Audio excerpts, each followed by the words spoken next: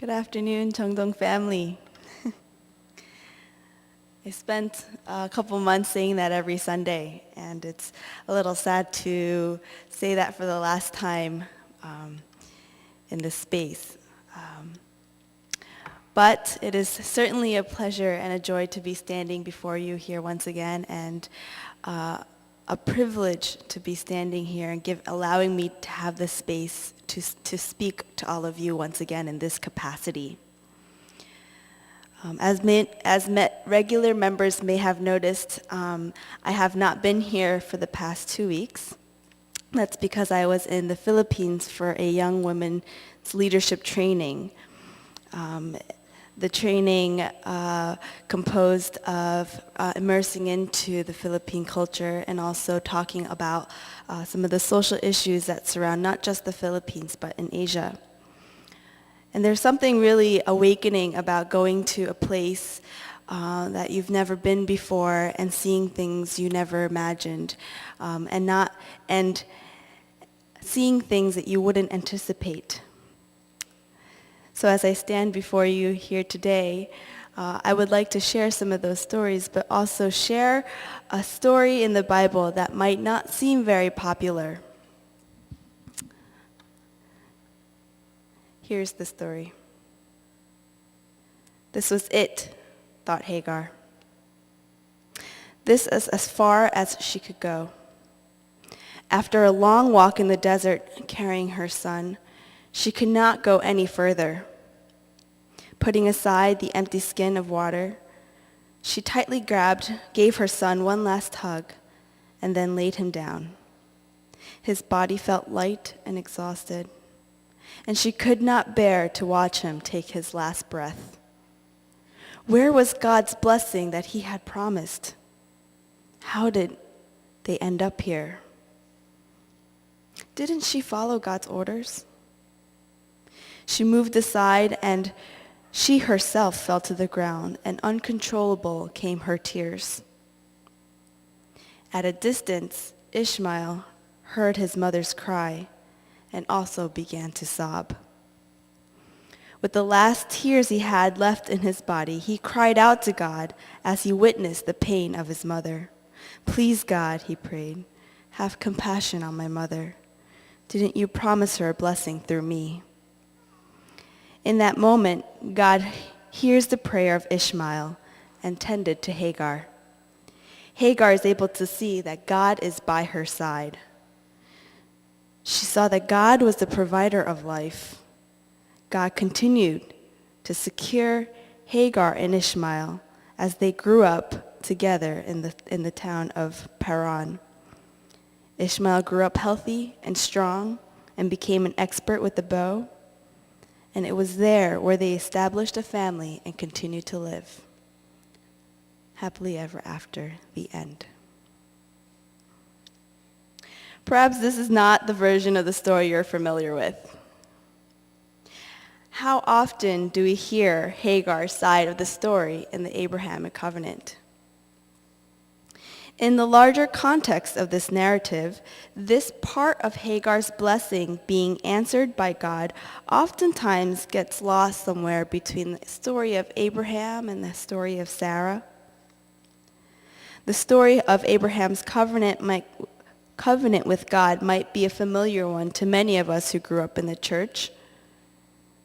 So let us recap this narrative to see how this leads us to our scripture passage for today. In the book of Genesis, in chapter 12, God calls Abram and tells him, "I will make you a great nation, and I will bless you." More importantly, in chapter 15 comes the promise. God gives Abram a specific promise and tells him that he will have an heir that comes from his own body. Holding on to this promise, Abram and Sarai wait for the fulfillment of this promise. And as they wait, they realize by chapter 16 that Sarai has yet to bear a child for Abram. Sarah, losing her hope and her patience, takes matters into her own hands. She tells Abram to go with her maidservant so that she could build a family through her. You can sense the sense of Sarah's urgencies through the statement alone. What provoked Sarah's desperation in bearing a child? Was it just a mere impatience? It's important to provide some context of this text before we go forward. During the time of Abram and Sarai, they followed the law of the Israelites, but they also followed a governmental code followed by all people living in the land, despite religious beliefs. One of these two codes was known as the Code of Hammurabi. This might help to understand Sarai's position. In this Code of Hammurabi, there was a law that stated this. If one could not bear a child to her husband, she had full rights to give her husband one of her slaves to bear her a child. This was important because during this time period, the position of the matriarch of the family, the wife of the man of the household, was to bear a child and to provide offspring. If she could not do this, then her position as the matriarch could have been easily taken away. In fact, it was a cultural shame to not be able to bear children, almost synonymous as being a failure of a woman. The Israelites believed that it was one of the key jobs of a woman to provide children for their husband. What an oppressive code. For a woman to be subjugated to merely bearing children to define her worth. And yet Sarah was captured in this code. So for her solution was to do what was culturally practiced at that time. She would go to Abraham and say, "Go with my slave girl. It may be that I shall obtain children by her." And Sarah, being a product of her culture, would be able to maintain her status. And as Sarah wielded her power as her matriarch, she attempted to find a solution of her barrenness through legal privileged means, despite the harm it may have caused the people around her. And so, Abraham went to Hagar and did as he was told. And as Sarah had hoped, Hagar conceived. But this is when things began to turn unexpectedly for Sarah. The text reads that Hagar conceived and she looked with contempt at her mistress. Basically, Hagar was looking down at Sarah for not being able to bear children.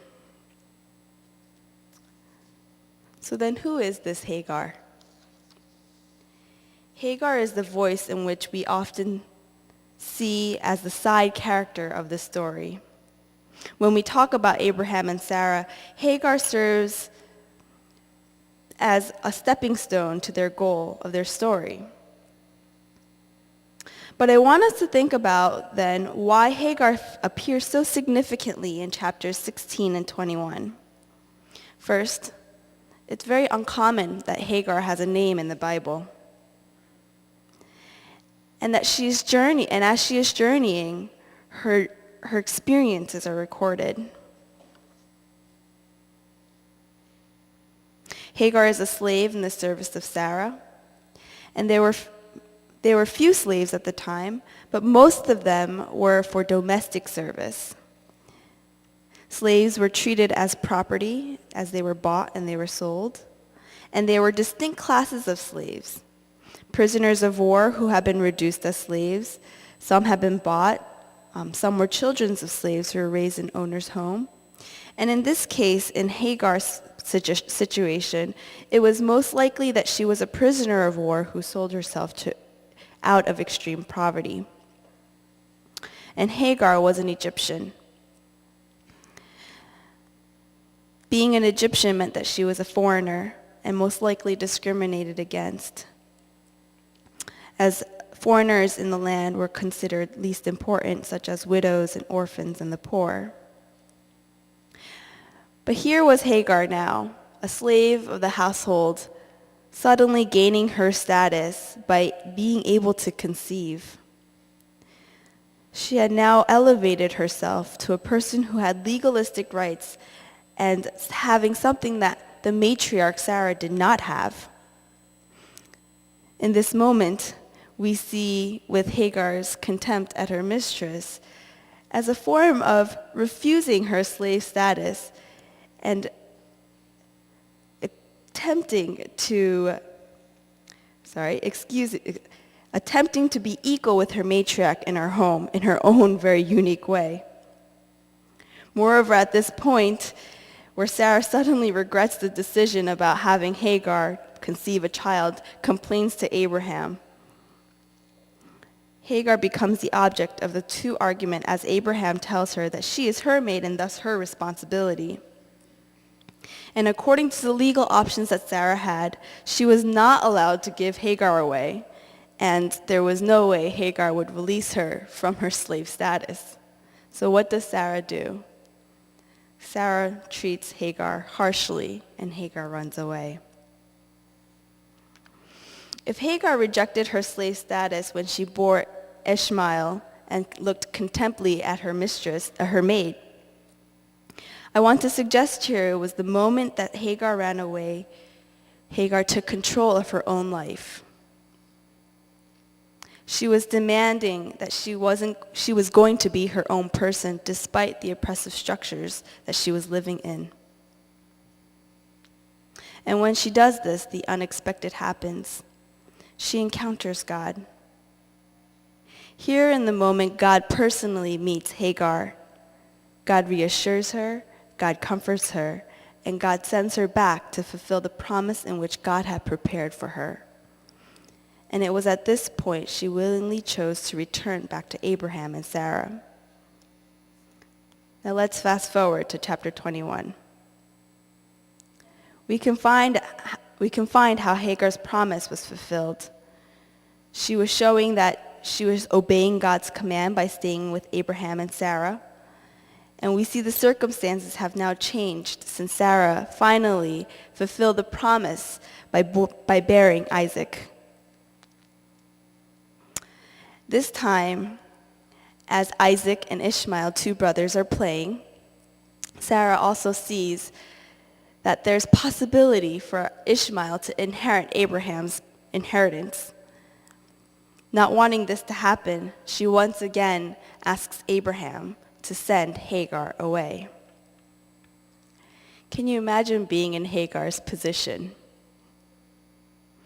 I would imagine the devastation and confusion that Hagar was experiencing as Abraham was packing up a skin of water and carrying the two of them out and leading them away. This time, unlike the first time, Hagar was crying. This time, she had a son, Ishmael, and he was dying. This time, she cried out to God. This brings us to where I began. Despite it all, the drama of running away, being kicked out, being the second woman, Hagar received a blessing from God, an unexpected blessing. That despite the main story often being known as Abraham and Sarah's story, we see that Hagar, despite her position, that God was with her. God kept God's promise in giving her the fulfillment through Ishmael, one that's very similar to Abraham. And in fact, in the Old Testament, Hagar is the only woman to see God and to name God. Why would God take care of Hagar? Why would the writers of Genesis take time to mention a slave girl from Egypt and talk about the blessing that God had given her? Hagar was marginalized. Hagar was oppressed. And yet Hagar was a resistor, and she actively searched for humanity despite the oppressive structures that reduced her to a mere commodity. The moment she fought for humanity was the moment God had found her. And when God found her, Hagar obeyed, because she then knew God. Even when circumstances didn't make sense, she held on to the promise that God had given her. Unexpected blessing. I want to be careful here because I don't want this to make the story about two women fighting. Because oftentimes we want to view then as Sarah's position being wrong and Hagar's position being right. I want to take time here to claim the position of Sarah and say she herself, again, was a product of her culture. As we've seen, she was in an oppressive structure where her main job was to just provide a child for her husband. And the system was saying, if you don't, then you are nothing. The text shows her raw humanness when she could not see beyond the privilege that she had been given, that she was sensing a fear of her position being threatened. She did what she felt was right. She did what she felt was survival for her, in her perspective. She did what was culturally accepted and normal. She did what we can say was silently or ignorantly oppressive. That she was oppressive silently and didn't realize her actions were oppressive. Are there structures that exist like this today in our society? Are there structures that we live that are culturally acceptable and cultural norms that are oppressive to people that we don't realize? That the moment our position becomes threatened, we do everything we can to maintain our positions and don't recognize who we're hurting.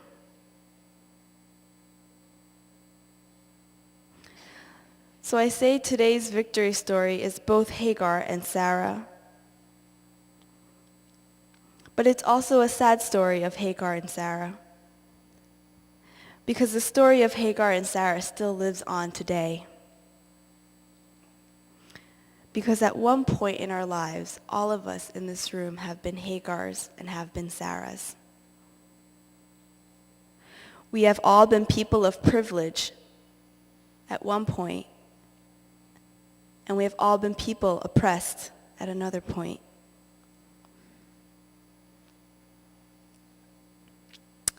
For me, I saw this position of privilege this past couple of weeks as I was visiting the Philippines. Being a native English speaker and a Korean American, it was very evident that I came from a first world country, and it was very clear in some of my expressions that I had never stepped into a third world country before. I experienced my open access to the influence of the people around me merely by my language. And my fellow Filipino friends might have seen the shock of my privilege when I didn't know how to flush the toilet of the Philippines, realizing that you don't actually flush toilets in most of the Philippine toilets. And here I was, walking around, at times being awakened to my privilege and many times not. And it wasn't until I was becoming friends and forming relationships with the people there that I became more and more aware of the influence of my privilege, whether good or bad.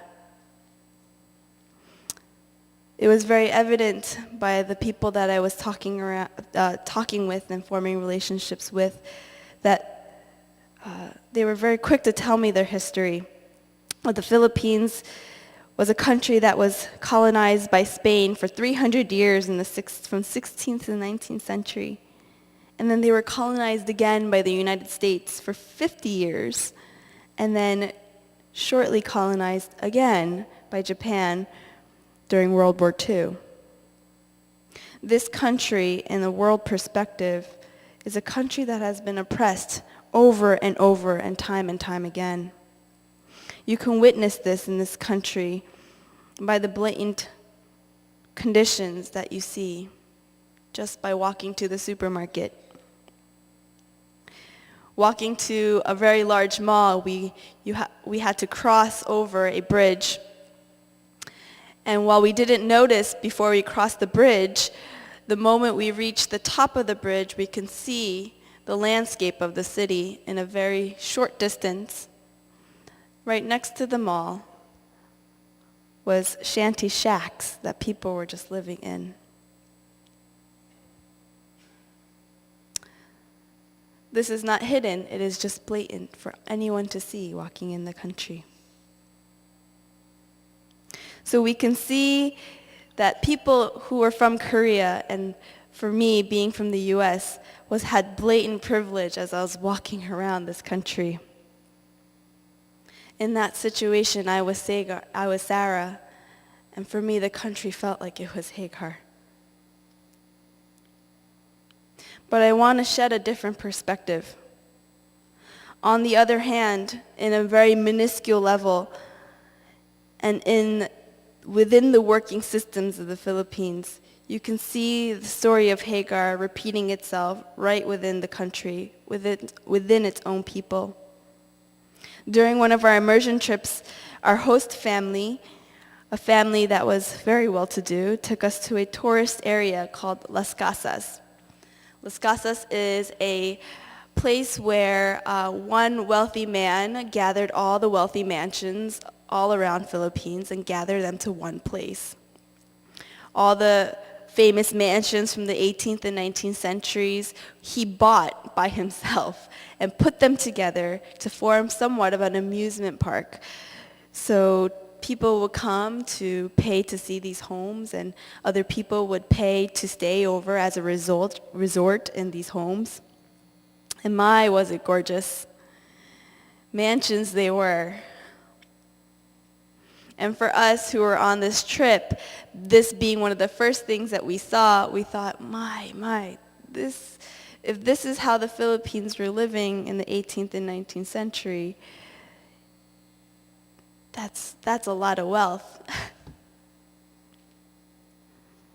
And we saw all these other tourists with their designer handbags and all the things that you would assume that people would have in a first world country, visiting this tourist area. We were walking around the homes, and we took a lot of pictures, and we were admiring the beautiful architecture, and then we went home. 2 days later, we went on a different immersion experience. We went to a neighborhood called Bukak. The neighborhood of Bukak was considered a poorer neighborhood.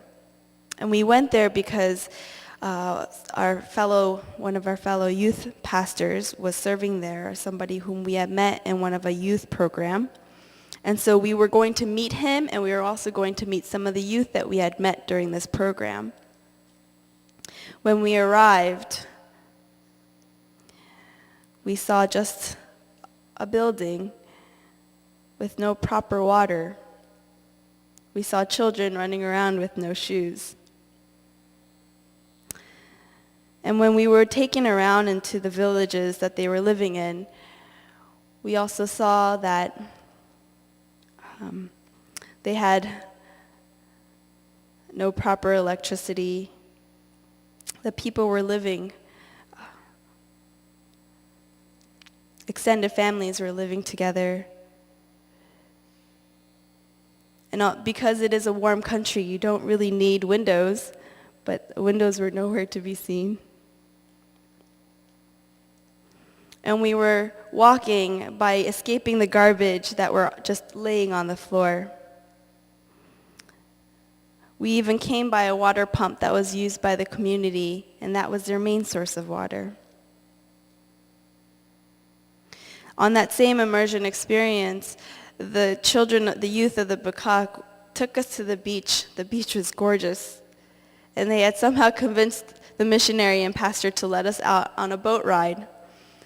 So we were on a boat ride, and as we were riding the boat, we came across this really beautiful landscape. We were passing by the old shanty buildings, and somehow we came across a very, very familiar structure. And the pastor said to us, "You were here just 2 days ago. That is the back of Las Casas." Riding on the boat ride, I couldn't take the image out of my head. To my left was millions of dollars worth of homes, beautifully taken care of and well-crafted, where money was being poured in just to maintain the grass. And on the right, just the wall separated, were these shanty towns where the children could not even have proper water. I thought to myself, everyone at one point is a Hagar and one point a Sarah. That as a country as a whole, there were people who were privileged and there were people who were oppressed, and they were living right next to each other. But this is not just the story of the Philippines. This is the story of mine and a story of yours. That there are things in this society that keep us in oppressing our brothers and sisters who are not seen and who are not heard. And in these moments and in these oppressive systems, how do we find blessing? This is where I take Jesus' sermon to heart, where Jesus claimed, "Blessed are the poor in spirit, for the kingdom of heaven is theirs. Blessed are those who mourn, for they will be comforted. Blessed are the meek, for they will inherit the earth. Blessed are those who hunger and thirst for righteousness, for they will be filled. Blessed are the merciful, for they will receive mercy. Blessed are the pure in heart, for they will see God. Blessed are the peacemakers, for they will be called children of God." What I learned the most about the Philippines was that despite their conditions and despite their socioeconomic status, through and through, we learned about hospitality. They welcomed us with open hearts like I have never been welcomed before. They have fed us with whatever they had just to make us feel comfortable and make us feel full. If God truly is with the oppressed and God is truly with those who are mourning, then God truly and certainly was with the people in the Philippines.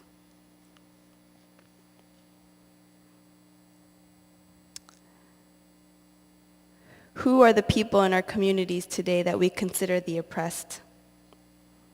Who are the people as Christians that we claim belong in the church or do not belong in the church? Who are the people today that we see and we don't see who are hurting? Are we part of that oppression? I want to end by saying this, that just like the Hagar story is not very popular in biblical scripture, every story, every character, and every life is important to God. That being a child of God does not mean to be a slave to others without a voice and without any choices. God is telling us, just like God told Hagar, that when you see me and you recognize your relationship with me, I am with you, and unexpected blessings will fall. Amen.